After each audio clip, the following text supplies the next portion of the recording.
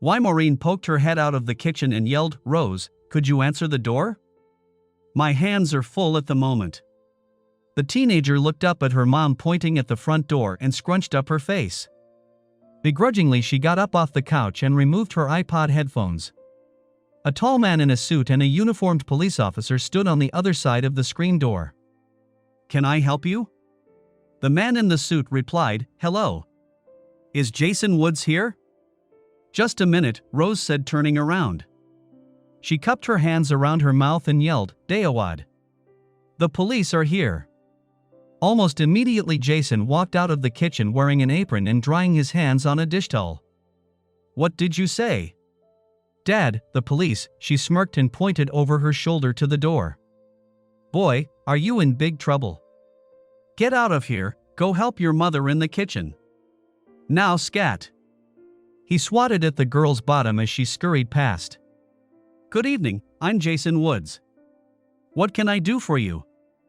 "I'm Detective Scanlon and this is Officer Pellegrino," the man in the suit said as they both held up their identification cards and badges.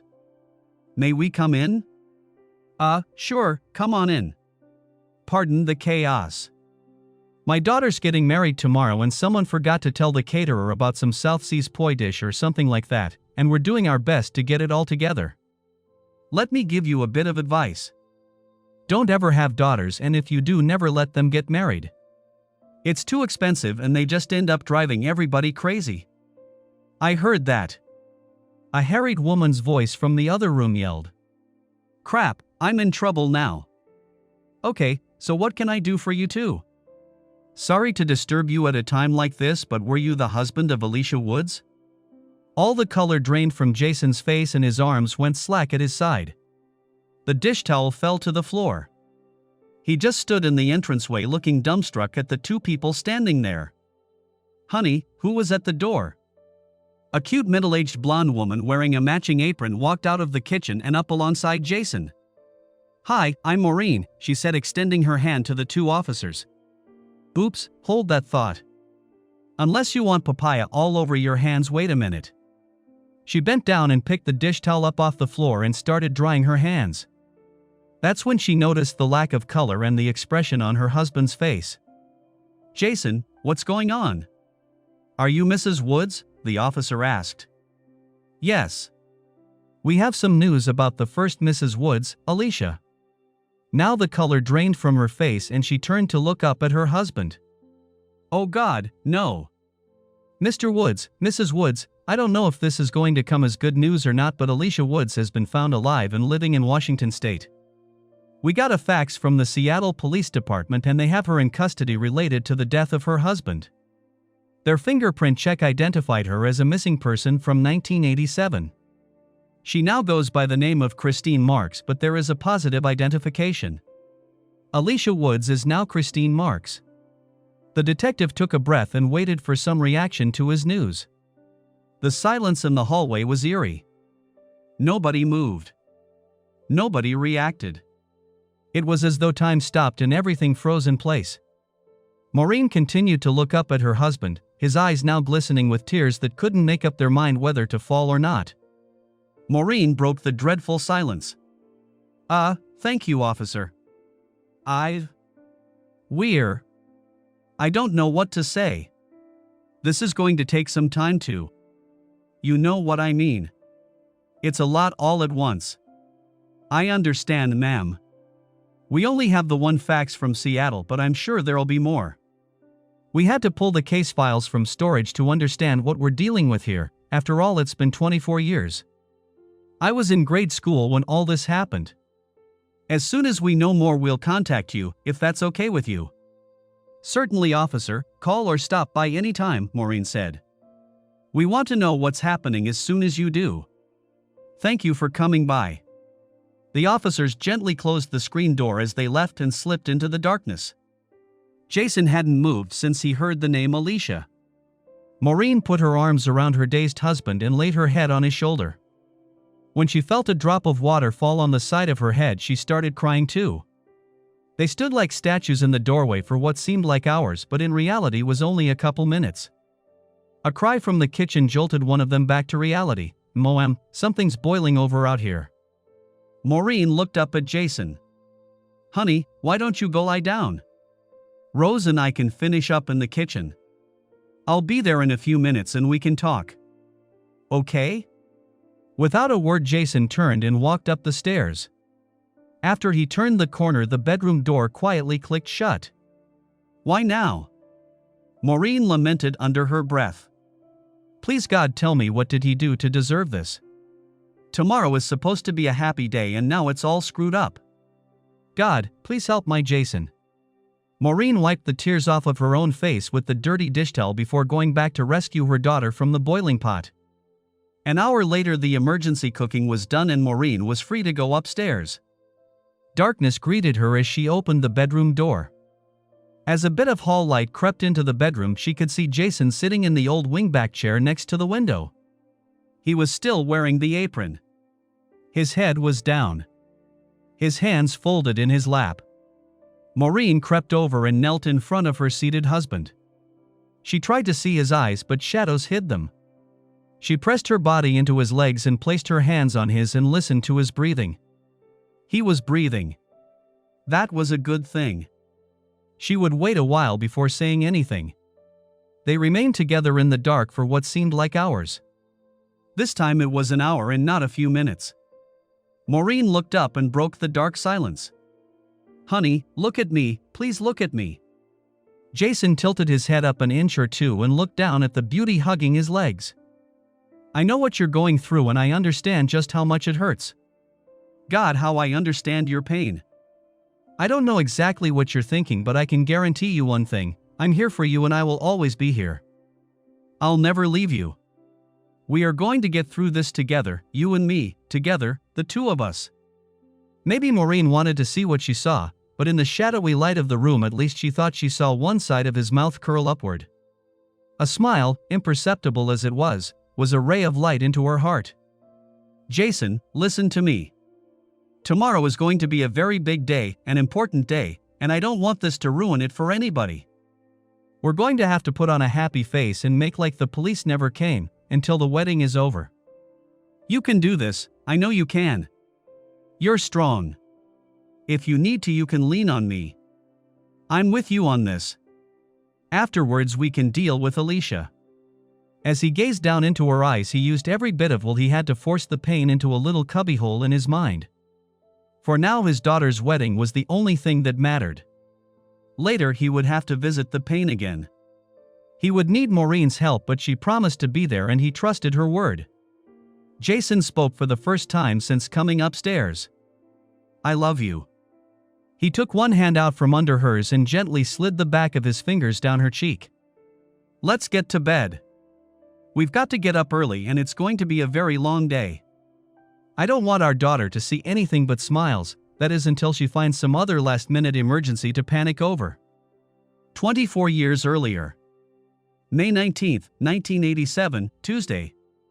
Jason sat cross-legged on the floor with little Bethany in his lap watching a Disney cartoon playing on his new VCR player.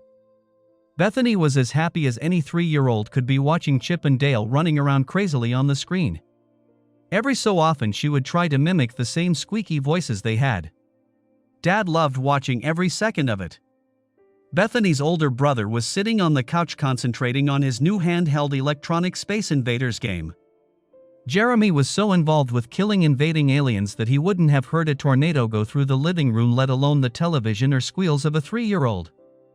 Jason was in heaven. And heaven was wherever his family was.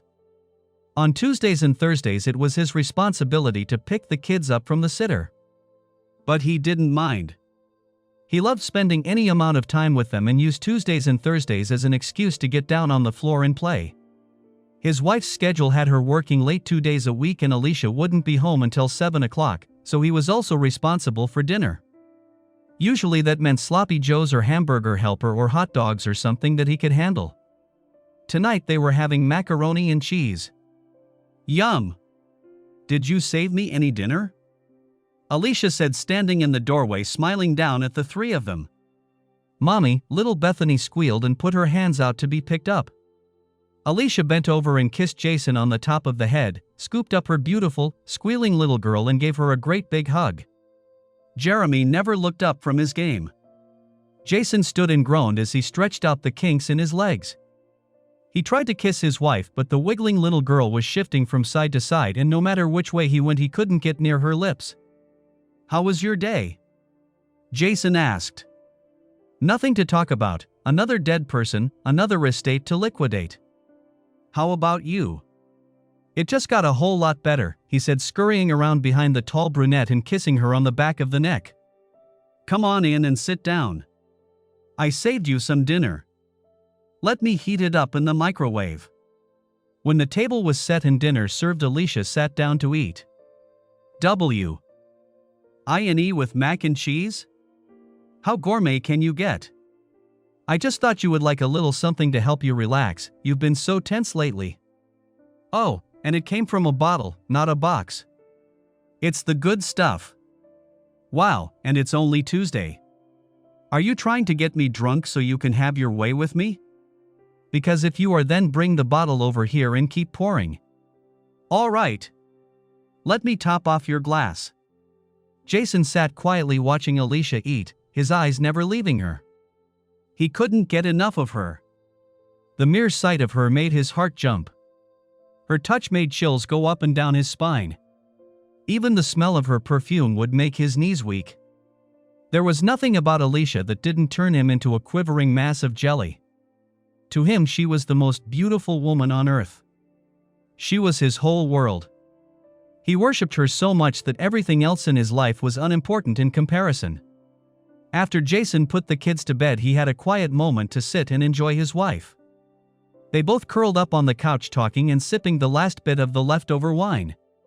"As soon as the kids settle down, why don't we go upstairs and start making number 3? Jason whispered into her ear. "Jason, I think we need to give our full attention to the 2 we've got right now. We've got to make sure they grow up good and strong. Any more kids and we'll go nuts. Let's just go to bed and enjoy each other.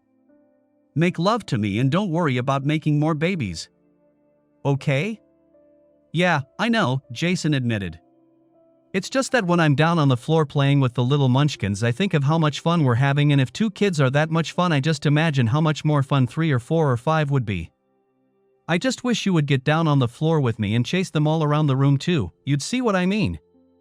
I've never, ever done anything more enjoyable than that, with the possible exception of creating them in the first place." "I'm tired and I don't want to talk about it anymore," Alicia complained as she snuggled into his shoulder, pulling him tight to her body. "I just want to hold you and make love like we were the last 2 people left on Earth, like tomorrow will never come, like it's the last time forever. Just hold me and tell me you love me." I love you, Alicia Woods." May 20th, 1987, Wednesday. Jason's day at work was the usual chaotic mess. One person called in sick, another was out of town for some sort of training course, and one of the secretaries had a major fight with her boyfriend and spontaneously broke into tears about every 30 minutes. That left Jason as the only person getting everybody's work done, at the expense of his own. Things were so crazy that he worked through 3 emergencies simultaneously, missing lunch altogether. When one of the office secretaries paged him and said he had a phone call, that was the first time he had to sit down and have more than a single sentence conversation with anyone. "This is Jason, how can I help you?" "Hi Mr. Woods, this is Tracy. I was trying to get in touch with Mrs. Woods to see what time she was going to pick up Jeremy and Bethany today, but I couldn't reach her. Do you know what time she'll be here?" "I guess the usual time, 3 o'clock. "Why?" "Well, it's 4 now and I have an appointment at 5:30 across town. I need to have them picked up soon. Let me call her and check. If I have to, I'll come over and pick them up. I'll call you back in a minute." After hanging up with the sitter, Jason called his wife's office. M&P Estate Liquidations, Barbara Ross speaking. "Hi Barb, it's Jason, is Alicia around?" "Hey Jason. I don't know, I haven't seen her today." "Wait, let me check with Harry." The phone was set down on the desk as Barbara talked to a number of people around the office. "Jason, I'm sorry she's not here. We don't know where she is. I thought she was out at a client's house working through their papers, but Harry said that he was over there and she wasn't with him. Nobody's seen her today. I looked outside and her car is in the lot, but she's not in the building. Is there something I can do? Thanks, Barb, but no. It's her turn to pick up the kids and she's late. I'll just go get them and take them home. If she comes back anytime soon, tell her I got the kids and to call me. Actually, Jason was relieved to find any reason to get out of his madhouse of an office. Picking up the kids was as good an excuse as there was. But it wasn't like Alicia to forget to pick up the kids. Every Monday, Wednesday and Friday she was at the sitters promptly at 3 o'clock. Today she wasn't there at all. After getting the kids home and in front of the TV, Jason called Alicia's work again. They still hadn't seen her. He called her best friend Linda and she hadn't talked to Alicia for a couple weeks. He even called his mom on the off chance that she had talked to her today. She didn't know any more than anyone else. It took a couple more calls to find a babysitter that could come right away. The young girl from down the street arrived to watch the kids and Jason got in his car and drove to Alicia's work. He parked next to her car and looked inside.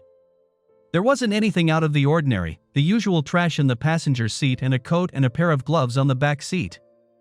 The doors were all locked too. Jason went inside and talked to everyone and everyone was just as clueless as he was. He was starting to get a little concerned because this wasn't usual behavior for Alicia. She always let him know where she was going and if she was going to be late. She never missed picking up the kids. When he left Alicia's work, he drove around to all the shops and restaurants that he knew she frequented. She was not in any of them. When he got back home and paid the little girl for watching the kids, he realized how late it was and that nobody had had dinner yet. He sat the kids down in front of a nourishing meal of fish sticks and French fries and made a few more calls. When he called his mother again, she insisted that she drive over and do what she could to help. If nothing more, she could watch the kids. Jason was really worried now. He hadn't seen his wife since he kissed her goodbye that morning. He thought about everything and couldn't come up with any clue or hint or anything that would help him figure out where she was. He couldn't think of anything he did or said wrong that would have upset her either. There was nothing, no reason, no clue, no nothing. And worst of all, no Alicia. When Jason's mom arrived, the first thing she did was to start giving orders.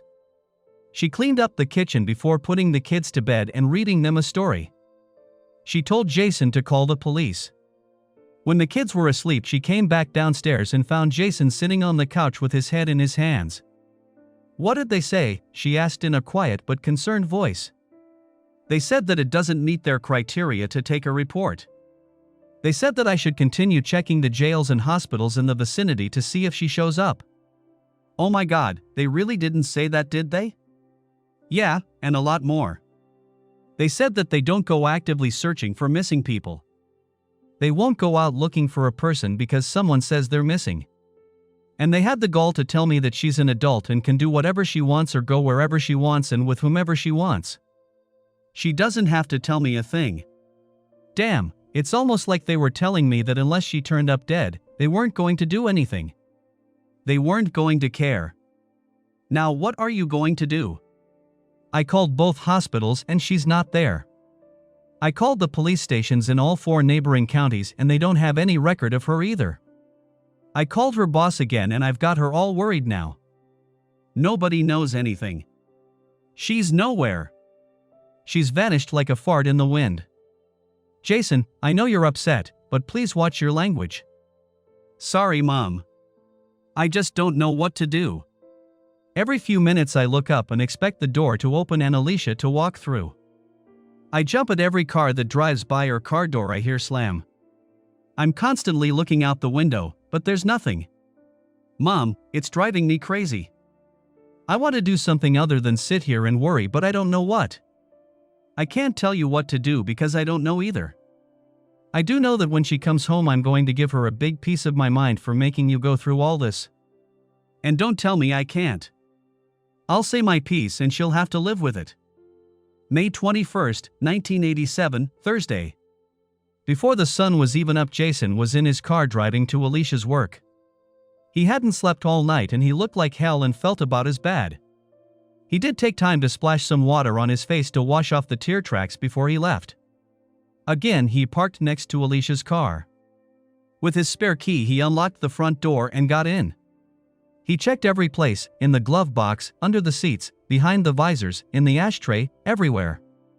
He found no clue to tell him where she was. The trunk was no different, nothing out of the ordinary, no clues, nothing. In front there was nothing but an engine under the hood.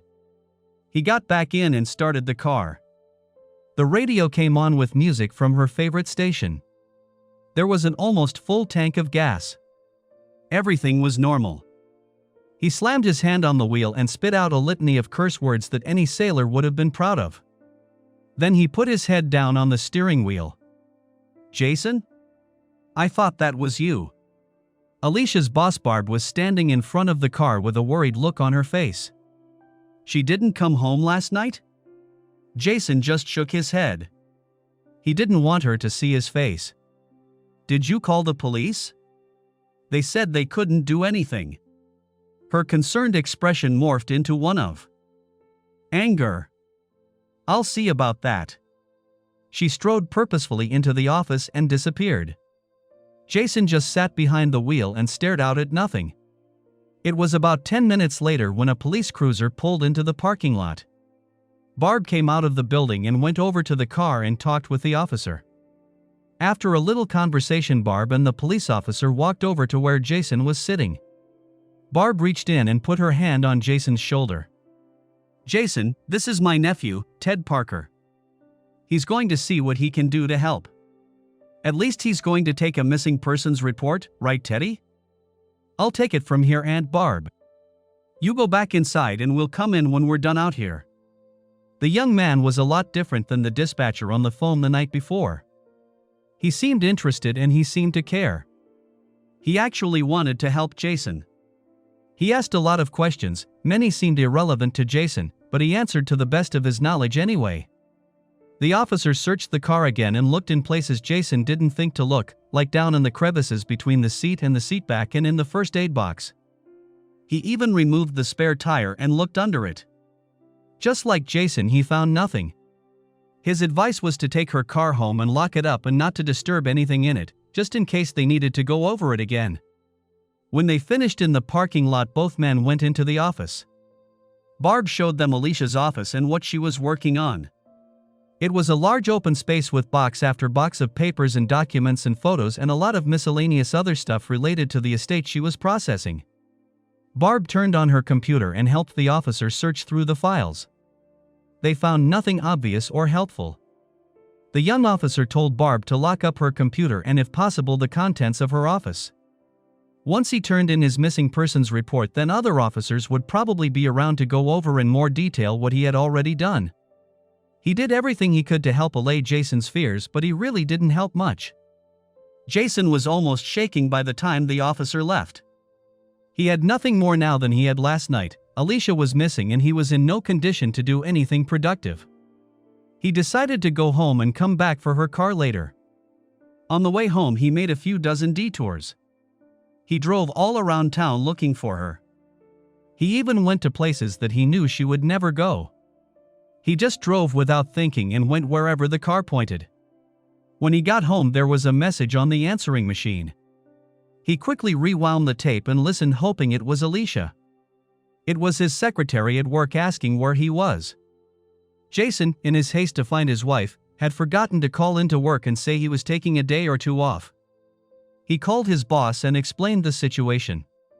His boss said to do what he had to do and take as much time as he needed. He had a great boss. Jason's mom had taken the kids to the park, so he was in the house alone with his thoughts. He sat at the kitchen table and had a soda. His mind was racing in 1,000 directions at the same time. He had 1,000 questions. What if she was lying in a ditch, hurt and couldn't call for help? What if she was wandering around town with amnesia? What if someone had abducted her? What if this? What if that? What if something else? Dozens of what if scenarios filled his mind, even impossible ones. When he thought, what if she ran away with some other man, he dismissed it immediately. That was so far from the way Alicia was that it was way beyond absurd. His head hurt from thinking. He put it down on the table and cried himself to sleep. It was dark when Jason lifted his head from the table. The house was quiet. Usually there were sounds of kids playing or the television blaring in the living room, but at the moment all he could hear was the eerie silence of emptiness. The only sign of life was a light in the living room. Jason walked into the room and saw his mother sitting in a chair next to the small lamp reading a magazine. "Hey," Jason mumbled somewhat incoherently. "Hi there. How are you feeling?" "My neck is stiff and I ache all over, but for the most part one feel like you know." "I know. Look, I took the kids over to your sister's. They can spend the night there or stay as long as necessary. I told everybody what's happening and everybody's as worried as you are. I even told Pastor Benningfield and he said they will say a special prayer on Sunday for you and Alicia. Jason honey, everybody loves you and they want to help. If you say the word there would be an army of people here in a heartbeat to do whatever they can. I've moved into the spare room and I'm staying until this is all over. Now go up and take a shower. When you come down I'll have supper ready." Jason turned to go upstairs but stopped mid-stride. He turned and walked over to his mother and put his arms around her shoulders and hugged her like he did when he was a kid and he fell off his bike and skinned his knee. Right now Jason was in need of a lot of motherly love. May 25, 1987, Monday. Alicia was gone. She was nowhere. Jason spent Saturday and Sunday driving all over trying to find her. It was a good thing gas prices were back down from the disastrous gas shortage of a few years ago, but still paying 95 cents a gallon was a lot. He talked to everybody she knew as well as a lot of strangers. Alicia didn't have any family close by, so there was nobody on her side to visit. Her father died when she was a teenager and her mother the year after they got married. She had no brothers or sisters and all of her cousins lived scattered across the country. Jason called any distant relative he had a name and phone number for in their Christmas card list, but still nobody had seen nor heard from her. Barb helped bring Alicia's car home and spent Saturday morning talking and trying to be as helpful as possible. Sunday afternoon all of Jason's brothers and sisters and their families showed up to give whatever support they could. The day ended as most family get-togethers did, with everybody eating pizza in the backyard. It was a somber dinner, but still the masses needed to eat. On Monday, instead of going to work as he usually did, Jason sat in the backyard staring at the fence when his mother snuck up behind him. "Jason, there's a detective here to see you." "Mr. Woods, I'm Detective Ambrose. I've got the field report from Officer Parker and would like to ask you a few questions." "Fine, please sit down. Would you like something to drink?" "No thank you, sir. I won't take up much of your time. Please understand that some of what I'm going to say or ask may be personal or painful, but if we want to bring this case to a close then we need every bit of information we can get." "I understand, I'll tell you what I can," Jason said in a rather despondent tone. "I won't go over the basic information that we already have in the report, but can you tell me the last time you saw your wife?" "Wednesday morning I kissed her goodbye when I went to work, about 7:30, I think. She was supposed to go to work herself that day but she never showed up." "How is your relationship with your wife? Have you had an argument or was there anything troubling her?" "Nothing. Everything was fine. Tuesday we had dinner with the kids like every other night and sat around talking and watching TV until we went to bed. She wasn't worried about anything that I could tell. We haven't had a fight for months. The best word I can use to describe things is normal. And how are your marital relations with your wife? Is everything normal in the bedroom?" I know it's a deeply personal question, but we need to understand your relationship with Mrs. Woods. Everything was fine there too. Tuesday night we made love just like we always did. As I think back about it, I can't tell you anything unusual about anything having to do with our sex life. Does Mrs. Woods have any close personal friends that can shed any light on her life before she disappeared or her current whereabouts? Particularly any male friends. I'll put together a list of all our friends and everybody she worked with for you. As to close male friends, I don't think she had any. She worked with a number of men, but I don't think she was close to any one of them. Her closest friend at work is her boss Barbara Ross and her best friend from college is Linda Waters. I'll give you their names and phone numbers. And before you ask, No, I don't think she was seeing anybody else behind my back. That wouldn't be like her. She would never cheat on me. Have you checked your bank accounts and savings and the like? Do you know if any personal, sentimental items of hers are missing? Sometimes when a person disappears, they take with them as much money as they can and all of the things that were important and sentimental to them. No, I didn't think to look at our checking and savings accounts. I'll go down to the bank and get a statement of all recent activity. We don't have a safety deposit box or anything like that. We don't have any stocks or bonds or CDs that could go missing. I'll get a listing of all activity on our credit card too. We only have one. Mr. Woods, do you love your wife? Jason paused a long time trying to figure out what he was asking. The question was too simple, so it must have been a trick question. Of course I love my wife. I'm going absolutely nuts here. I haven't a clue where she is and I can't get anybody to give a damn that she's missing. I don't understand what's going on. Hell, she could be wandering the streets with amnesia or some idiot could have kidnapped her. Of course I love my wife. I just want her home. I'm sorry, but I had to ask. Have you always been faithful to your wife? Of course. What kind of question is that? I love my wife. I would never do anything to hurt her or our kids. That's absolutely absurd. Again, I'm sorry. Can you tell me where you were on Wednesday when she disappeared? I was at work. There are maybe 20 people that can verify that. Go ahead and check. And Tuesday night? You said the two of you spent the evening watching television and talking and making love that night. Where were the kids? They were in their rooms, asleep. How old are your kids? Jeremy's 5 and Bethany's 3. There's nobody else that can verify that the two of you were home that evening? No, I guess not. What are you getting at? Nothing, I'm just trying to figure out everybody's movement before the time you called and they found her car at work. One final question, if you will. Can you think of any reason for your wife to go away without a word to you and leave her children behind? I've thought and thought about that and can't think of a single thing. She loves her kids as much as I do and would be devastated to be away from them. It's got to mean that she can't get in touch with us. Some nut's holding her and she can't call for help. You've got to find her before something happens to her.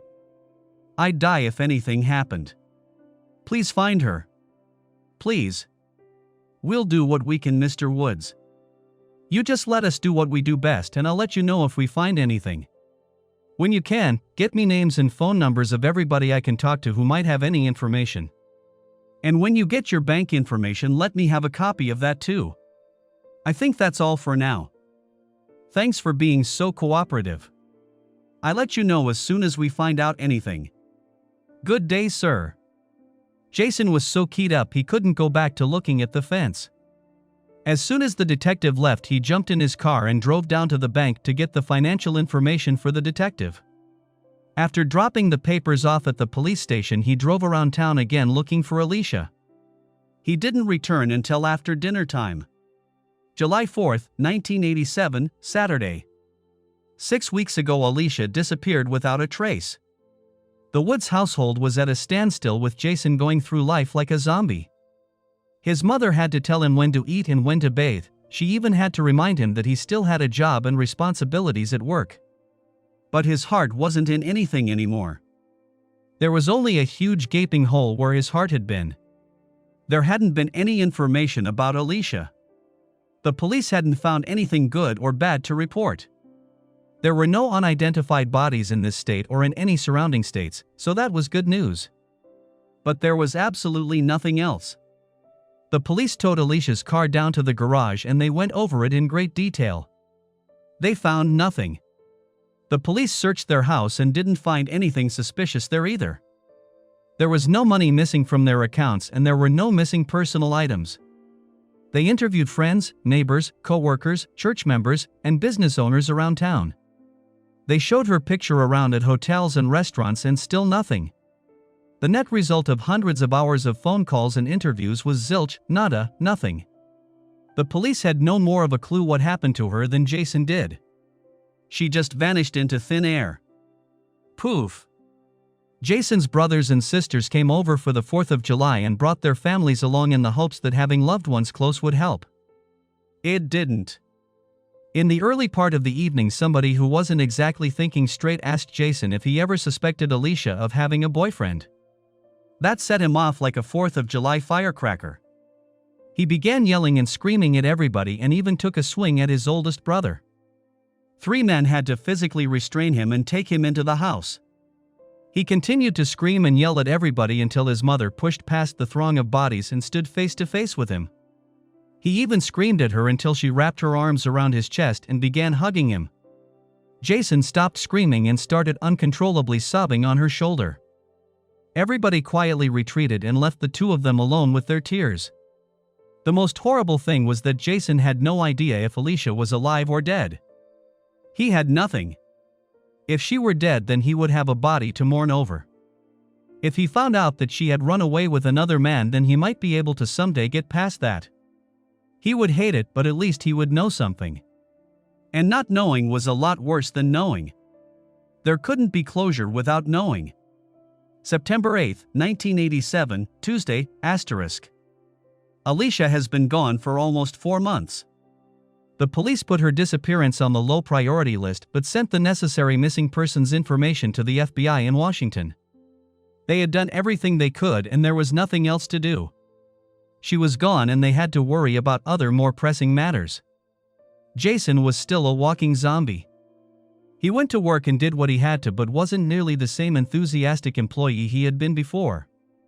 He went to the grocery store when there was nothing left in the house to eat. He played with the kids. When he had to mow the lawn, he mowed the lawn. Occasionally he drove around and looked for Alicia and felt emotionally drained when he returned. Wherever he went, he would look at the people in crowds and would imagine seeing her among the faces. Whenever he saw her, it was only in his imagination. She was gone. Jason had an appointment after work to meet with a counselor. Jason preferred the term counselor instead of psychologist. He didn't want to believe that he was crazy, just very sad. The counselor was a specialist who dealt with people losing loved ones, either through divorce or death or, as was Jason's case, disappearance. For a full hour, Jason poured his heart out to the man sitting across from him. Once in a while, Dr. Harper would ask a question to clarify something Jason said, but for the most part he just listened and took notes. Jason broke out in tears several times, but all the good doctor did was to push a box of tissues over to him. Jason left exhausted. The doctor sat back afterwards reviewing his notes and knew exactly the steps that he needed to have Jason go through to get back to some semblance of normal. It was going to be a long journey for the both of them. "How did your first session with Dr. Harper go?" Jason's mother asked as soon as he sat down at the table to eat. "I don't know. All he did was listen to me ramble on and on and on. He hardly said a word. I hope every session isn't going to be like that because I'm going to soon run out of things to say. I understand he's the best man out there for this kind of situation. Just be patient with him and remember that he's there to help you. You can't do this by yourself. Now be quiet and eat your dinner." "Yes, ma'am." December 25, 1987, Friday. Alicia has been gone for 7 months. It was Christmas Day, a day of goodwill and good cheer to all except Jason, that is. The sessions with Dr. Harper have been helpful. Jason understood that Alicia's disappearance was exactly like the death of a loved one. The stages of grief were the same. The only difference was that with death there was a body, something tangible to touch and grieve over. With a disappearance there were only memories to grieve over. Closure was much more difficult. Jason was in the process of coming to grips with his depression. The depression had to be conquered, or at least compartmentalized, before he could accept what happened. Jeremy and Bethany were downstairs unwrapping their presents at 6 a.m. Jason and his mother stumbled down the stairs when they heard the whooping and hollering below. For the first time in months, Jason smiled. He smiled watching the 2 youngsters dive into the sea of presents. For a moment everything in the world focused on 2 little children under a decorated pine tree sitting among a pile of wrapping paper. For a moment everything was as it should be. Then Alicia entered his thoughts and his smile disappeared. "Merry Christmas, son," Mom said as she held out a box wrapped in bright red paper. Jason took the box and looked up with another smile. He reached under the couch cushion and pulled out a small box of his own.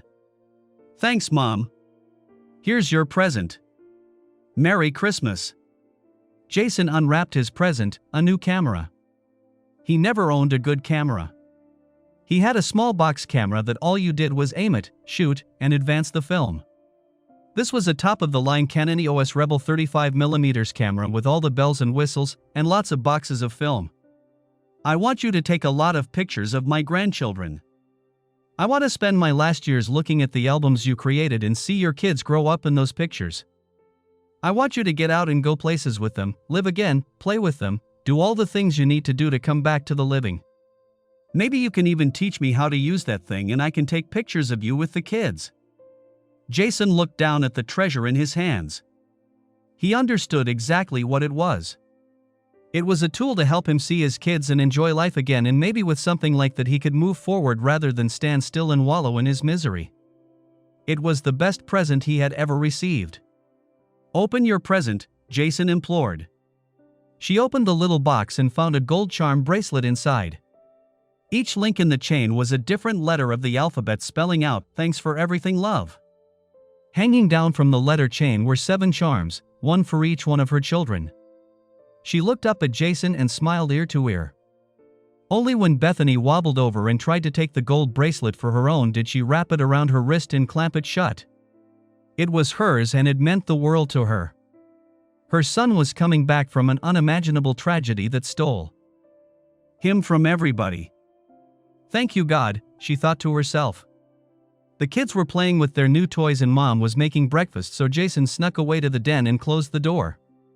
He was sitting at his desk reading one of the papers from a pile on top when Mom knocked gently on the door and opened it. She looked at what he was doing and then up at him. "I just want you to know that I'm not a snoop or a busybody, but I do clean up around here occasionally. I know what that is. It's your will. I won't apologize, but I read it. I think what you're doing is a fine thing, making arrangements for Jeremy and Bethany's welfare after you're gone. It's the right thing to do. But I also take out the trash and I found a note in the trash can that told me that you're thinking of a lot more than their welfare. You're thinking of your own death. You're planning something that I can't even imagine. Now don't try to tell me that I'm an old woman and I'm thinking crazy thoughts. I'm not. You are. If you think that your kids would be better off without you, then you're the crazy one. They've already lost their mother, don't make them live through the loss of their father too. Think of the people you leave behind, the pain and the suffering you would cause them. Think how it felt when Alicia left. We would feel just as bad as you did. Think about us. Don't do what you're thinking about doing, I beg you." Jason looked down sadly as he listened to the wisest person he'd ever known. He was embarrassed that she was right. He was a fool for even thinking about what he was planning to do. He would have to talk to Dr. Harper about that after the holidays. "Come on, breakfast is ready," Mom said solemnly. May 20th, 1988, Friday. "Jason? What are you doing here?" Barbara Ross came over and put a hand on his shoulder. They were both standing in the parking lot of the office where Alicia worked a year ago. It's been exactly 1 year since she disappeared. It's been a pain-filled, awful year for Jason. The worst part was telling 2 very young children that their mommy was never coming home again. He had to say that she wasn't in heaven when they asked in their own childlike way if she had died. He couldn't say where she was. He just cried and hugged them. He cried a lot. "I don't have anywhere to go," Jason sobbed. "When someone dies, you can go to a cemetery to visit them on birthdays and anniversaries. When someone just up and vanishes, there's nowhere to go. Alicia disappeared 1 year ago today. I thought that I'd go to the last place that I knew she was, here in this parking lot. I don't know what else to do." Jason stood with his head down and his hands jammed deep in his pockets. He was openly crying. With one foot he pushed around a small pebble on the asphalt, not knowing what else to do. 1 year later, and the pain was as real and as intense as it was the first day. Barb came over and put her arms around the stricken man. "Come on inside. Let me get you a cup of coffee. Maybe Harry has something stronger we can put in it. We'll celebrate the life of our friend together." Arm in arm they walked across the parking lot and into the little office building, leaving a trail of tears in their wake. Chapter 2: Ghosts. The ghosts of the past which follow us into the present also belong to the present moment. To observe them deeply, recognize their nature and transform them, is to transform the past. Trick Not Han. June 25, 2011, Saturday. What therefore God has joined together, let no man put asunder. I now pronounce you husband and wife. You may kiss the bride. Jenny and Tom kissed for the first time as Mr. and Mrs. Littleton. Jenny's sisters, Bethany and Rose, smiled from one side and her brothers, Jeremy and Robert, from the other. Tom's 2 brothers and 2 sisters filled out the octet of bridesmaids and grooms on the dais. Everything was beautiful. So far everything had gone off without a hitch. Maureen tightly held onto Jason's arm as the bridal procession walked past on the way out of the church. Jenny winked as she strutted down the aisle, noting the tears running down her mother's face and the broad proud smile on her father's. This was the happiest day of her life. She knew nothing about the anguish boiling within her parents. The reception was lavish, the food exquisite, and the band loud. Everybody continually complimented the parents of the bride for having such a lovely daughter. Jason was the epitome of a proud, happy father. But Maureen was always 2 steps away, keeping a watchful eye on him. Everything went flawlessly. As the reception began to wind down, with only the serious partygoers still dancing and drinking, Jason and Maureen snuck out through the kitchen and found an empty picnic table under a stand of trees where they could sit and relax for a while. Maureen sat on the bench and put her head on her husband's shoulder. "That was the most beautiful wedding I've ever seen," a very proud mother said as she scanned the area for prying ears and eyes.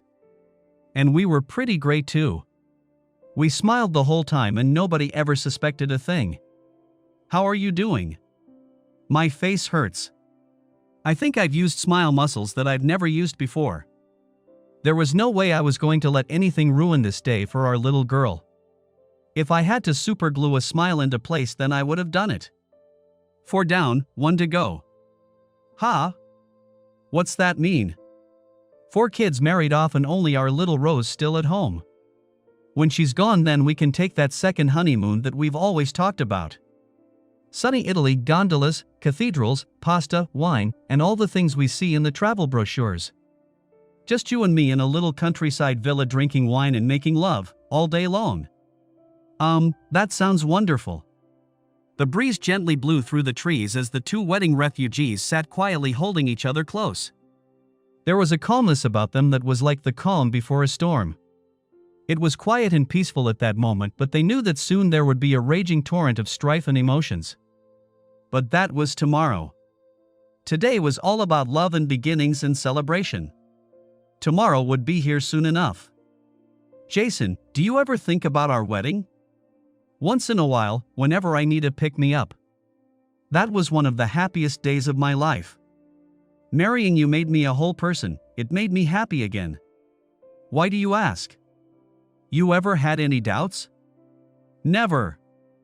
I knew from the very moment I met you that you were the one for me. You took some convincing, but I knew right away. Thank God for friends like Cliff and Iva. If they hadn't taken pity on us, then we probably wouldn't be here now. Yeah, they are good friends. I wasn't sure about their invitation that weekend. I thought I was just the poor old widow lady with 2 kids that they felt bad for and invited to their barbecue. I almost didn't go. I didn't know until much later that they asked me to come so I could meet you. Iva told me that they thought we might hit it off and could possibly help heal each other's pain. Boy, were they right. And Cliff told me that there would be a beautiful lady friend of theirs attending that I had a lot in common with and had to meet.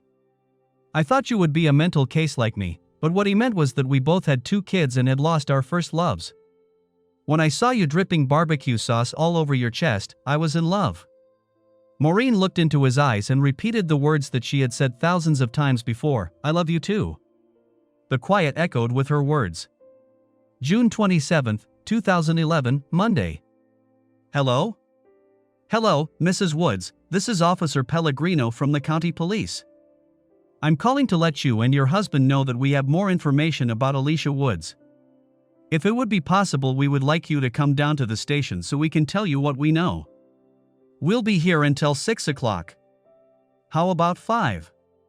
I'll call my husband and get his okay, but I think we should be there at 5. If we don't call back, then expect us there then. That sounds good. Oh, and just so you know, the Seattle police are very interested in talking to Mr. Woods too. See you at 5. Jason and Maureen walked hand in hand into the Southside Precinct Station at exactly 5 o'clock. Detective Scanlon met them at the front door and led them to a conference room on the second floor. Officer Pellegrino was already sitting at the table looking over some papers. Detective Scanlon started things off. I'm glad you could come. Mr. Woods, we've got some more information to share with you about your ex-wife. I know this might be painful, and if you need to take a break at any time, just let us know and we'll stop. Before we get started, would you like something to drink? A soda or water maybe? I wouldn't recommend the coffee. A soda would be nice. Maureen spoke for the both of them. Diet if you have it. When everybody had their drinks in front of them, Officer Pellegrino started the briefing. Mr. and Mrs. Woods, here's what we know. The Seattle Police Department sent us a large file about Christine Marks, or Alicia Woods as you knew her. As we told you, the authorities detained her in connection with the death of her husband. Mrs. Marks was married to Thomas J. Marks. He was a long-distance truck driver and they lived in a suburb of Seattle called Cottage Lake. Mr. Marks died last week when an acetylene tank exploded as he was doing some welding on his truck. The police suspect that somebody tampered with the valve. They're waiting for the results from the coroner's office and the crime lab, but in the meantime have detained Mrs. Marks. As part of her processing, they checked her fingerprints against the FBI database. They came back belonging to a 1987 missing person from Baltimore, your ex-wife. At that point, they knew they had stumbled onto something other than what it appeared to be. With some further checking, they found out that she had been married 2 times before in California and Arizona. Each of her previous husbands also died under mysterious circumstances. Based on what they found out so far, they declared her a flight risk and placed her into custody. There are no formal charges yet, but since she's a suspect in a homicide investigation, they are holding her until they get the results necessary to charge her or let her go. Mrs. Marks works for a travel agency near where they live. A check of her finances shows that she's a fairly wealthy woman. The Seattle police are currently piecing together her movements between the time she went missing here in Baltimore and when she showed up in Washington.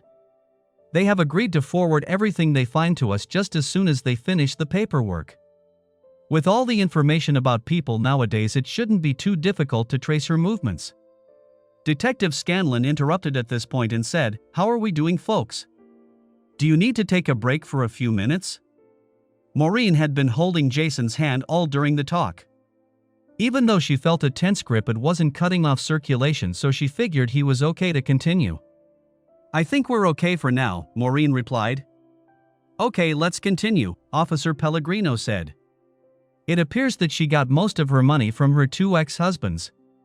She sold their businesses after they died. She doesn't have any children that they can find, except for the 2 she left behind with you. They couldn't find any blood relatives, so we faxed them the list of friends and relatives that you gave us back in 1987. Mrs. Marks has never had a police record in any jurisdiction where she lived. She seems to have been a model citizen these past 24 years. She does have an extensive travel record and her passport has numerous visa attachments. She seems to be quite the world traveler. Well, there isn't much more except that they sent along her mugshot if you would care to see. "No thank you," Jason said forcefully, putting up his hand.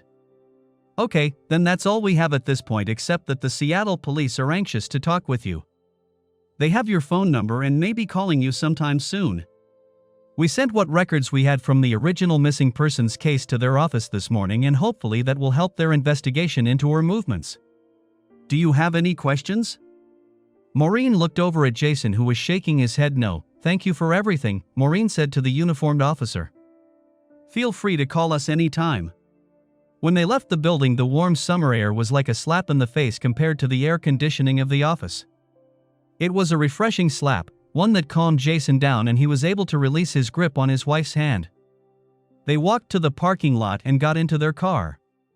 "That wasn't so bad now, was it, dear?" Maureen asked. Oh. I don't. "No, it wasn't so bad," he said, finally able to spit out the words. "I don't know what I expected, but I was scared of what they were going to tell us. But it wasn't too bad. Thanks for being there for me." The drive home was silent. June 30th, 2011, Thursday, *. Jason came in the back door and set his briefcase on the table. Maureen was startled when she heard the thud and came running into the kitchen. "God, you scared me. I didn't know what that was." She kissed him on the lips, gently making that smacking sound that says that wasn't a real kiss, just some formal greeting using their lips. "Did you talk to them?" she asked, standing with her body pressed against his. "Aha. Well, what did they say?" "They asked me a bunch of questions that were already in the report, and then they said that they wanted me to fly out there and meet with her." "What did you tell them?" "I said I'd have to think about it. I don't want to, but I may have to." "Well, if you do, then I'll be right beside you every step of the way." July 6, 2011, Wednesday, *. Jason and Maureen stood outside the Decatur Street precinct doors, too afraid to go in because they both knew what was inside: Jason's past and a lot of pain. A young woman in a police cadet uniform opened the door and asked, "Mr. and Mrs. Woods? Welcome to Seattle. If you would follow me, I'll show you to the meeting room." Stiffly, Jason and Maureen walked down the hall behind the young woman. "Wait here, please. I'll let them know you're here." She disappeared inside the door. From outside they could hear a lot of talking, first a man's deep voice and then the higher pitch of a woman. The tone was argumentative and getting louder by the second. The door opened and for the first time in 24 years Jason saw Alicia. She was standing in front of a table with her hands planted on top of the black surface, yelling at the uniformed officer on the other side. She looked older and a bit heavier, but exactly as he remembered. "I said I've changed my mind. I don't want to see him. Not now, not ever. Don't you understand English?" Jason stood in the hall staring at the spectacle on the other side of the doorway when she turned and looked directly at him. Time stood still and silence once again filled the room. Nothing happened for the longest time, nobody moved, nobody breathed. They just looked at each other and remembered. Slowly but deliberately Alicia sat down and said, "Please close the door." The door closed, denying Jason his salvation. "No!" Jason screamed at the closed door. "You can't do this to me again. You can't just disappear like that again. It's not fair." He threw his body against the door, banging his fists against it, trying to knock it down. Maureen threw her arms around the hysterical man and tried to get him to look at her, to see her, to come back to her, but he was so insistent on talking to Alicia that he couldn't hear or see anything else. Suddenly, from around the corner, two uniformed officers ran in and tackled Jason. They wrestled him to the ground as he screamed, "You can't do this to me again, you can't do this to me." After a couple minutes, Jason relaxed enough for them to pull him into another conference room. Maureen followed them and sobbing deeply as she watched the man she loved dissolve before her eyes. It took an hour for things to get back to normal. There were apologies all around. The two uniformed officers apologized because they thought that they had some nutcase criminal going berserk in the hallway. Jason apologized for getting out of hand and taking a swing at one of the officers. Jason especially apologized to Maureen, who he ignored completely as she tried to help him. "I'm so sorry. I lost it. I lost everything. I hurt you and I'm sorry. Please forgive me. I love you and don't want to do anything like that ever again." Even though she was deeply hurt, there was still love in her eyes as she asked, "Can we go home now?" Chapter 3, Renaissance. Each night, when I go to sleep, I die. And the next morning, when I wake up, I am reborn. Mahatma Gandhi. September 24, 2011, Saturday, ***. Maureen opened the front door only to find her worst nightmare standing on the other side. Hello. I'd like to see Jason, please, Alicia said without a hint of emotion in her voice. Maureen visibly stiffened as she stood holding the doorknob, unable to think of anything to say. The cause of so much pain and suffering stood just 3 feet away, separated only by a flimsy screen door. The one and only time she had seen Alicia was under Jason's arm before he went berserk in the Seattle police station. All of the things that she dreamt about doing to this woman flashed through her mind: decapitation, disembowelment, strangulation, hot scalding oil, beating her to death with her fists, and other similar brutalizations. She could never do any of them, but in her mind she often thought about the possibilities. Now that she stood face to face with her nemesis, she found that couldn't act on any of them. She could only be who she was. "He's not here," Maureen finally spit out with an icy tone. "He went shopping with his daughter." "Why are you here? What do you want?" "I would like to talk to him. I didn't expect what happened in Seattle, and I think we need to talk, to settle things." "Well, he won't be back for quite a while. Why don't you leave your number and I'll tell him you were here, and if he wants to he can call you." I'm traveling at the moment and don't have a number where I'll be staying yet. Can I come in and wait?" "I won't get in your way, I'll just sit quietly until he gets home." "You don't have to do anything. I don't know if I should. Please, you won't even know I'm here." Maureen tried to think of all of the scenarios where letting her in would be the wrong thing to do, but in the end she couldn't believe that any would actually happen. And if Jason missed the opportunity to talk with her and get some of the answers he's needed for so long, then she couldn't live with herself. But letting the two of them talk might be worse. It could open doors to other problems. After weighing the good and the bad, she simply said, "Come in." Maureen led her to the living room and Alicia followed like she didn't know the way. She did, of course, because she lived there 24 years ago, with Jason and their 2 children. "You can wait here. I've got something in the oven." Alicia looked around the room as she took off her jacket. Nothing about the room was familiar to her. The last time she had seen it, the walls were an ugly green and the carpet beige and stained with the usual mementos kids leave behind when they play. The only thing she recognized was one item on the bookcase behind the couch. It was an antique microscope that she and Jason found in a flea market shortly after they got married. It brought back memories of the two of them going around to antique shops and flea markets and yard sales on the weekends to find the right treasures to fill their house with. That all stopped when the babies were born. She looked over the bookcase and saw an old 35mm camera in a glass case sitting next to a stack of photo albums, each with a different year printed on the spine, starting with 1990 and ending with 2008. Sitting on top of the glass case was a modern digital Canon camera. Alicia walked over to the fireplace and looked up at the large family portrait over the mantel. It was your typical studio portrait, with everyone wearing white and sitting barefooted in an idyllic pasture, smiling and pretending to be having a casual picnic. It was a beautiful picture of 6 people that she didn't know in Jason. He looked happy, and the way his hand touched his wife spoke volumes about their connection. Alicia remembered that connection with him. She felt it a number of times with other men since then, but there was nothing like the first time. Your first was different, more intense, and something that you'll always remember. "That's Jeremy and Bethany on the left," Maureen said from the doorway. "Robert and Jenny are on the right, they're from my first marriage. The little one in the middle is Rose, she's our daughter, and a whole lot taller now. I'm not supposed to know this, but right now she and her father are out shopping for my birthday present."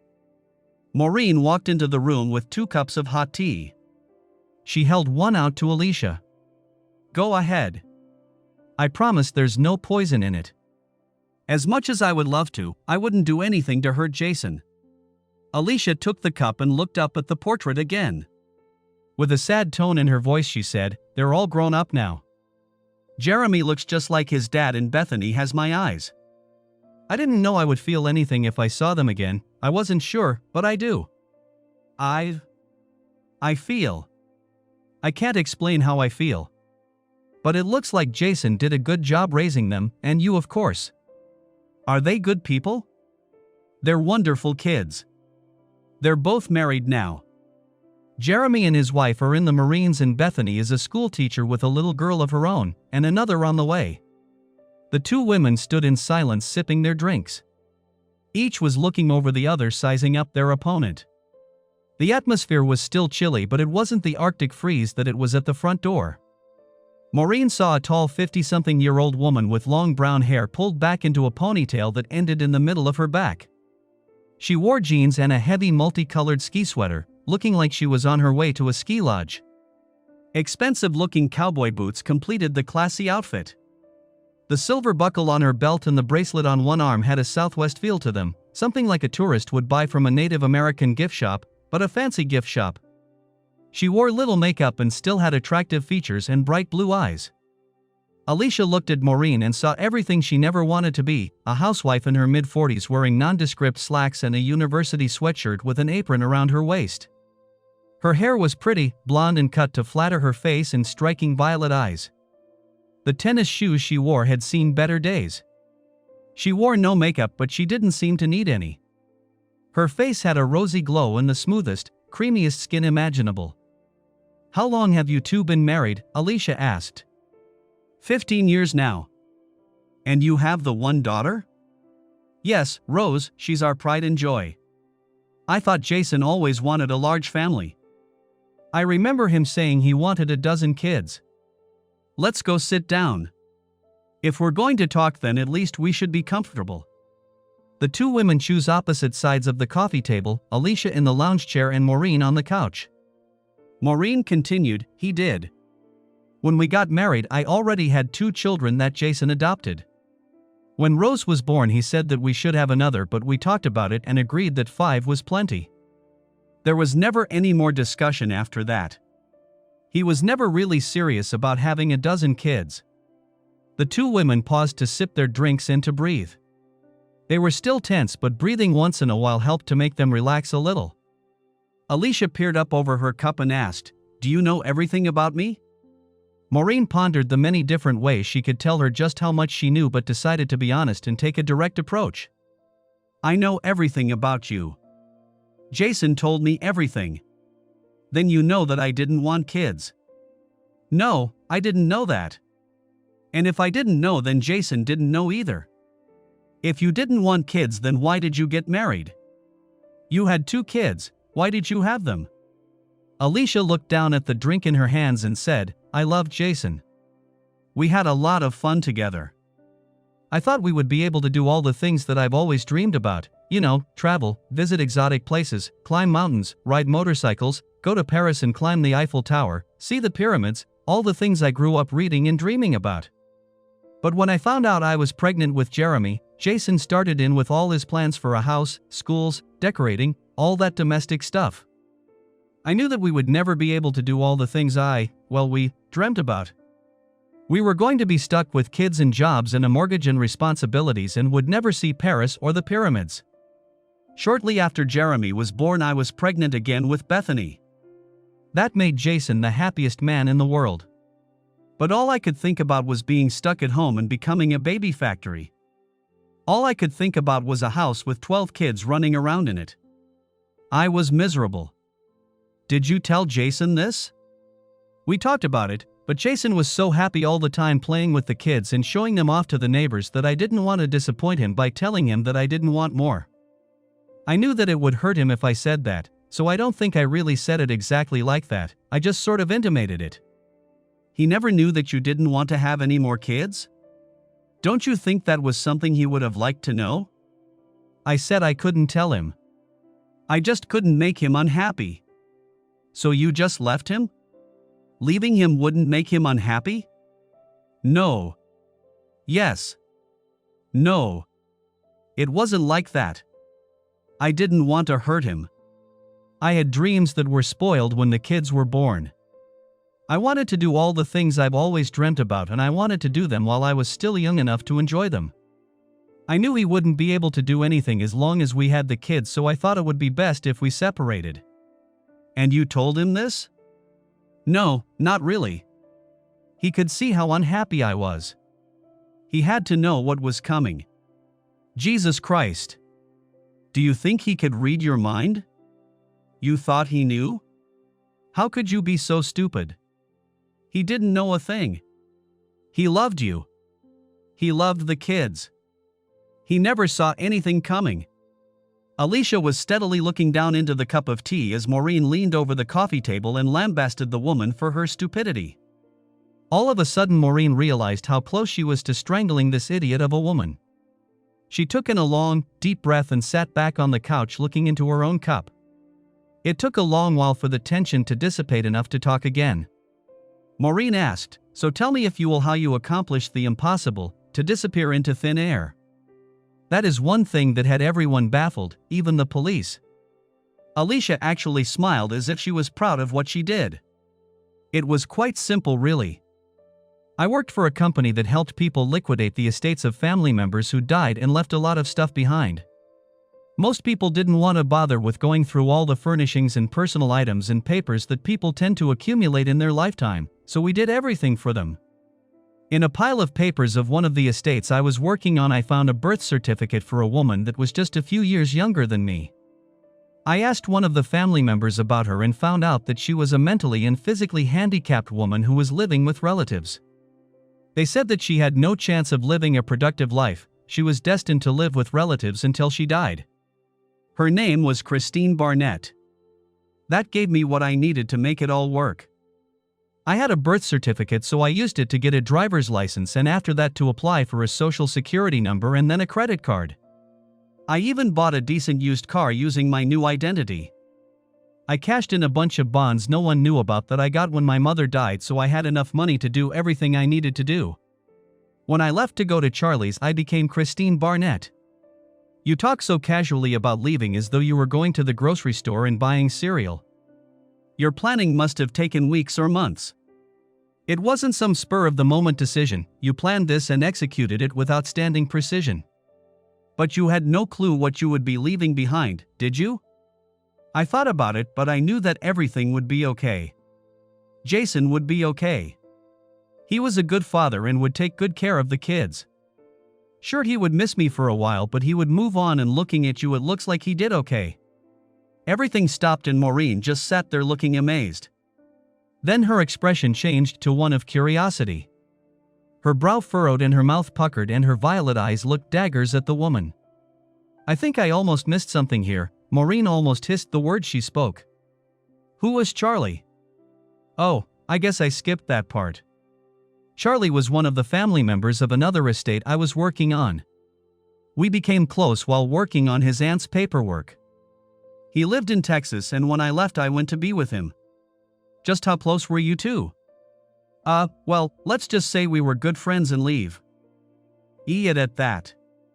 No, we're not going to leave it at that.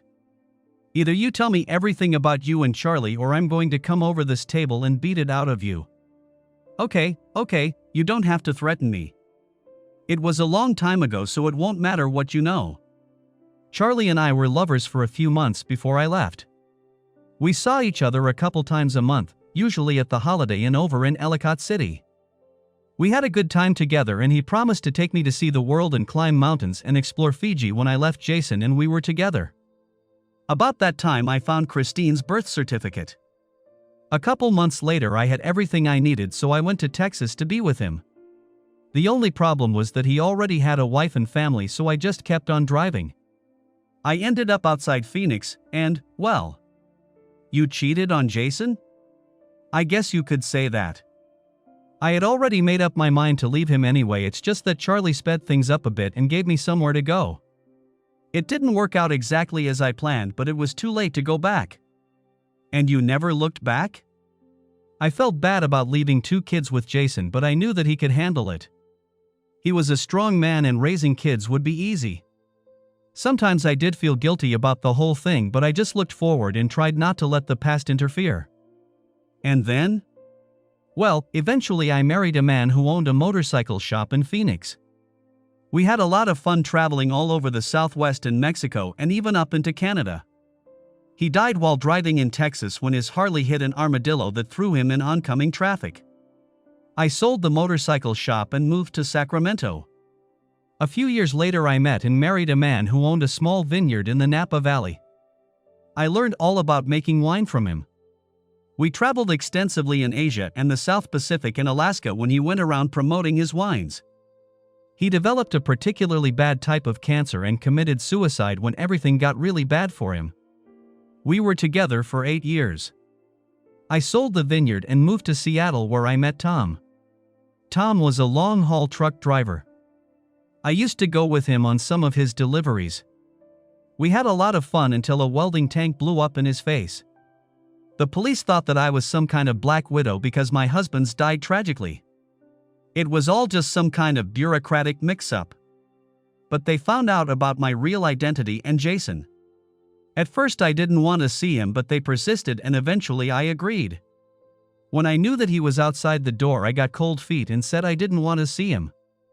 I heard his screams outside the door when it closed. I'm sorry I did that to him. I don't understand why he would say those things and go all crazy like that. Maureen was boiling mad inside. The only outward sign was a steely-eyed gaze and the flexing of her jaw as she gnashed her teeth. She couldn't believe what she just heard. Here was a woman that was once married to the man she loved more than anything in the world, and she talked about men and love like it was food passed around at dinner. Take a scoop, enjoy it while you have it, and go on to the next course. Get what you want and move on. Maureen couldn't think straight, she was so mad. The only thing she could think to say was, "So I guess you never saw Paris?" The question was quite sarcastic in its tone. "Oh, I went to Paris with Gordon, or was it Gary? Anyway, he was just a friend. I went to Fiji with Elroy and Egypt with someone else whose name I can't remember at the moment. I've been a lot of places and seen a lot, but not as much as I dreamt about when I was a kid. I want to see everything and do everything before I die. The place I loved the most was a little village in Italy just outside Florence called San Gimignano. I spent a month there with Pablo. That's where I'm going now. I have a flight that leaves from New York in 2 days for Florence. I'm going to try to find a little villa in Tuscany to live. After that, who knows? Quite the little slut, weren't you? So how many men did you sleep with while you were married to Jason?" "I never even looked at another man, except Charlie, until after I left. I was a good wife." Maureen's mind was still swirling and she was still mad enough to squeeze a lump of coal into a diamond. If there had been a gun handy, then there would now be a corpse sitting in the chair on the other side of the room. But, no gun, no weapon within reach of any kind. She thought about what to do and say when the light bulb flashed on over her head. "Excuse me, let me get us some more to drink." Maureen picked up the 2 cups and walked into the kitchen. She was tempted to throw the cup Alicia was drinking from out the window, but it's been stuck shut for the last few months, something Jason has been promising to get around to fixing. Instead, she just set the cups in the sink and got out a clean pair. When she returned to the living room with fresh tea, she retook her seat on the couch and started talking. "Well, you've been gracious enough to tell me all about your exciting life since leaving Baltimore, so I think it only fitting that I tell you about ours," Maureen said with the slightest sneer on her face. "Well, let me start on the day you left. That was a Wednesday, May 20th to be exact. The sitter called Jason all worried when you didn't come pick up Jeremy and Bethany, so Jason went and picked them up. He waited for you to come home, but you never showed. He called everyone he could think of and nobody had seen you all day. They found your car in the parking lot at work and it looked like you just vanished. Your friends at work were looking for you, Jason was out riding around looking for you, and the police got involved when Jason insisted and pestered them about you. For the first few days he was frantic. He kept imagining that you were lying in a ditch hurt and unable to communicate. He imagined that someone kidnapped you and this pervert was sexually assaulting you in a garage somewhere. He even imagined that you had run away with a traveling salesman and left him and the kids behind. Boy, he was pretty close on that one. But anyway, he was a mess. The newspapers printed a story about you and intimated that Jason may have done away with you and hidden the body. For a while the police thought that too. His mother moved in here to take care of the kids and to help with whatever he needed. What he needed was you. But there wasn't a trace of anything to say where you were. Jason said that you had disappeared like a fart in the wind. Eventually he went back to work. That helped to bring some sense of normality to his life again. But he was never the same. He would go out on searching expeditions on the weekends, he called everybody you two ever knew, he pestered the police in every county in Maryland, and he even put missing person ads in the local newspapers. Nothing. Not a clue. Christmas time that year was particularly hard for him. He was seeing a therapist by then, but it wasn't helping much and he was very depressed. So much so that he planned to commit suicide. His mother found out before he did anything drastic and talked him out of it. You should know that at no time did she ever say a negative word about you. She and Jason both hoped that one day you would come home again. Everywhere he went he thought he saw you. Then one day he just gave up. Everybody had done everything possible to try to find you. But you were gone. His life was empty. He felt that his life was over. He had to explain to Jeremy and Bethany that you were gone and not coming back. They thought you were dead, but he told them that you weren't in heaven. He didn't know where you were. He asked them to pray that you would come home someday. You didn't. On the anniversary of your disappearance, on May 20th, 1 year later, your old boss Barbara found Jason in the parking lot where you worked crying and talking to himself. He was beside himself and Barbara helped to get him inside the building. She tried to talk to him and even gave him something to drink, but all he did was sit on the floor and sob. He kept saying, "Please don't leave me," over and over and over again. They couldn't get him to stop crying and finally had to call the paramedics. They took him to the hospital where he spent the next 3 months in a psychiatric ward. He had a goddamn nervous breakdown. Today it's called post-traumatic stress disorder, just a fancy name for losing his mind. Same problem, different name. Whatever you call it, Jason flipped out and lost his grip on reality. All because of you. All because you up and disappeared like a fart in the wind. When you left him, you did it in the most devastating way possible. You couldn't have found a more rotten or despicable way. If you had blown your brains all over the living room walls with a shotgun, then at least he would have had a body to mourn over and to bury. If you had slut yourself all over town, screwing every man you could find, and laughing in his face about it, he would have been humiliated and devastated, but at least he would have a good reason to let you go. Either way would have been a hell of a lot easier than just vanishing. You ripped a giant hole in his life and there was nothing to patch it up with. He went crazy for a while. And the only people that stood by him were his family and his boss at work. Everybody else wrote him off as a nutcase. It took the better part of a year for him to get his mind back together. He was under psychiatric care for years after that. And in all that time he had no idea what you did, or why. You couldn't have broken him more completely if you had run him over with a bulldozer. 3 years after you disappeared, somebody suggested that he file for divorce and move on with his life. He couldn't do it.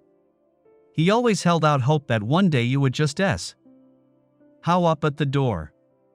He almost lost it again at that point. It was some 7 years after you vanished that he was fit enough to make the decision to move on with his life. It was the hardest thing he had ever done when he filed the paperwork to have you declared legally dead. In legal terms, it's called death in absentia. It almost killed him too, letting go of you after all those years. He had every one of his brothers and sisters, his mother, his boss from work, and even his therapist beside him when he had to appear before the judge and explain the reason why he wanted you declared dead. It was a solemn day for everybody and there were tears enough all around to fill a swimming pool. But he did it, he persevered, and he moved on from you. Jason and I met at a barbecue at a mutual friend's house. I had lost my husband a couple years before in a car accident and Jason had been stumbling through life without any purpose after your death. They introduced us and left to see what would happen. We talked for the rest of the day. Afterwards we started seeing each other as friends and occasionally went places together with our kids. What happened was the kindest man in the world helped me to understand the tragedy of my husband's death and gave me something to look forward to. After we got to know each other better, he said he wanted to marry me. But he said he would only do it if I heard his complete story first. Up until that time he hadn't said very much about you or his problems. We rented a little cabin in the woods near a lake and he spent the next 2 days telling me every detail about his mixed up, screwed up life. He even told me about the mental hospital and his counseling sessions. He spent almost the entire weekend crying and talking. I felt so sorry for him. I felt angry toward you. I couldn't believe that anyone could be so heartless and cruel and do to him what he told me about. It was beyond belief. On the third day we just sat by the lake and held hands. We didn't say a word. On that day I fell in love with him and have loved him more and more each day since. We married a year later. Rose was born the following year. We chose to name her Rose because she symbolized our love and rebirth, and even though a rose has thorns, we knew that whatever thorns we would encounter in life, we would meet them together. Together, the two of us, until the day one of us dies. I've lived with your ghost ever since I met Jason. A ghost that has haunted us as a family ever since you vanished. An evil ghost. A ghost of the unknown. I don't know what's going to happen today, but I pray to God that you are exorcised from our lives once and for all. Just know this. I would never abandon him like you did. I love him more than you ever could. I'll be beside him forever. You almost killed the kindest and gentlest man I've ever met, just by going poof into thin air. Maureen sat back and unclenched her fists. She was so angry she was shaking. But she said it, she said her piece, and hopefully that cruel, heartless bitch sitting across the room understood a little about what she had done.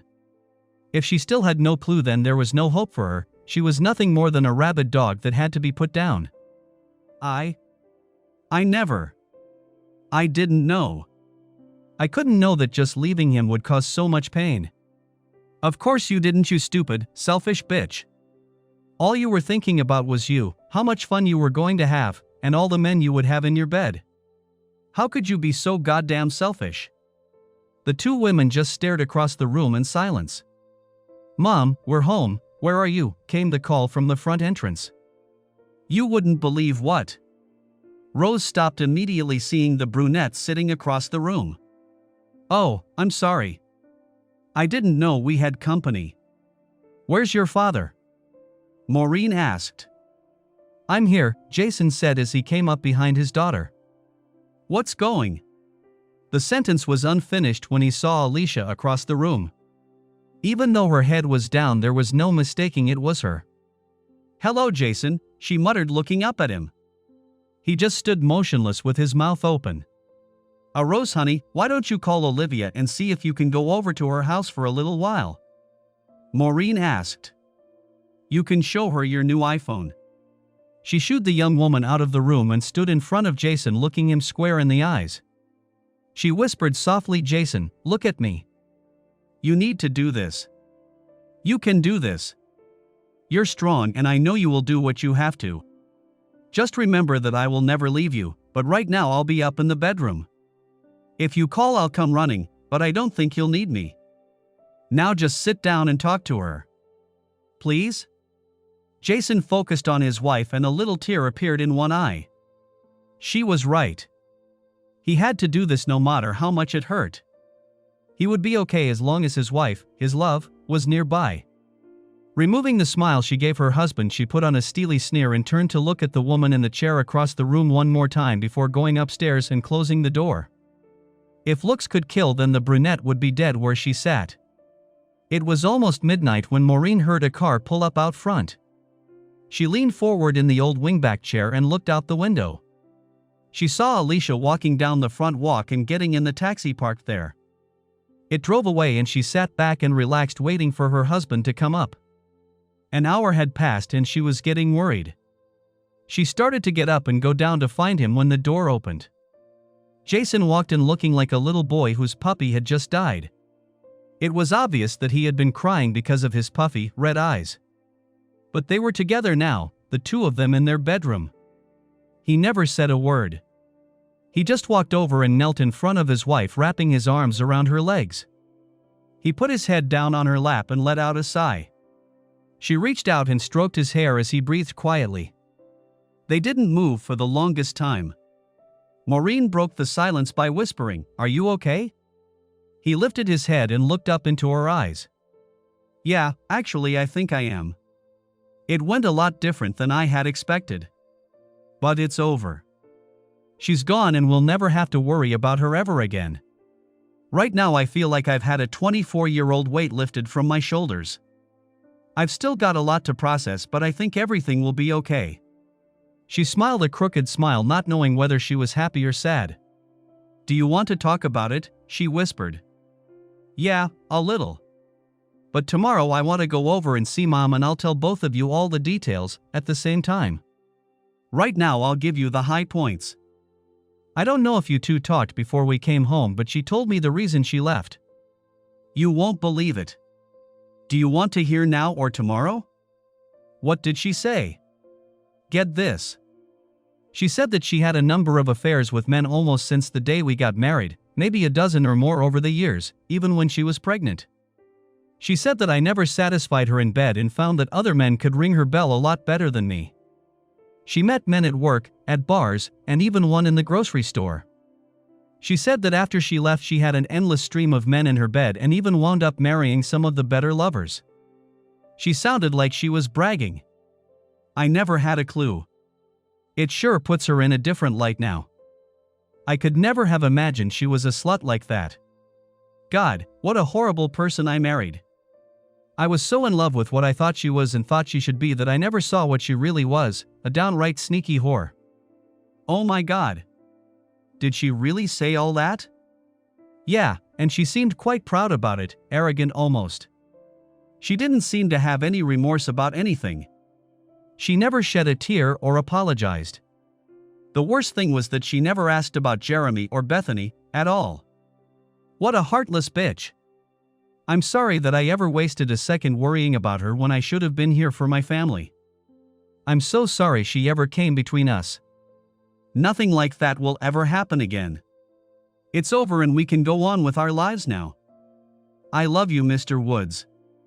I always have and I always will. Take me to bed and hold me. They stood and held each other tightly the way lovers do. No words were necessary, they communicated with a touch, a man and a woman, so much in love, hearts beating in unison. Maureen thought about the lies that Alicia told, lies that would allow the man hugging her to be whole again, to once and for all exorcise the ghosts and demons of his past. Everything would be okay from now on. A smile crept up on her lips as she hugged him back. Jason whispered, tomorrow on the way over to Mom's I want to talk about that second honeymoon I've been promising. We deserve it, so I'll take the time at work and we'll go in the spring. What do you think about that? Sounds wonderful, except that I'm not so enamored with Italy anymore. What do you think about Tahiti?